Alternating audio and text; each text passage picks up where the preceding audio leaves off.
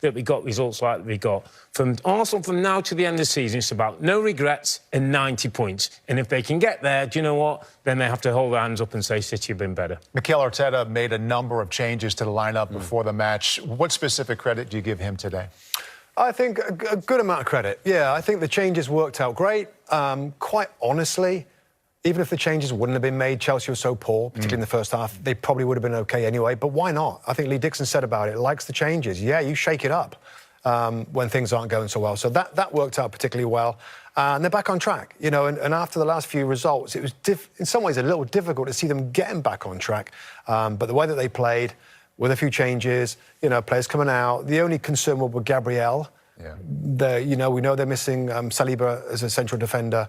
That will be a bit of a concern. They need Gabriel to be fit for the weekend and Sunday. You kind of opened the door there for Chelsea. That's 6 consecutive losses. Yeah. Looking for some perspective on the depth of just how poor they were today and how poor they've been recently.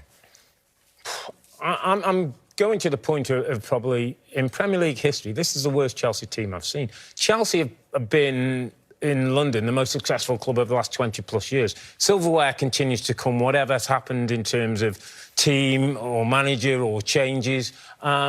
Today, this was unacceptable.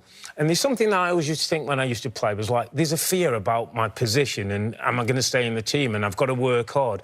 There doesn't look like there's any fear. There's no jeopardy for this Chelsea players. It's like they go out, they perform like that, and at the end of the game, they clap the fans and they go off. There's no accountability, and the sooner they get Pochettino or whoever in the door, the better. You recognise that? Yeah. I mean, at the end of the game, you know, they're chatting and, like, just going through the motions a little bit. They're drifting, absolutely just drifting to the end of the season.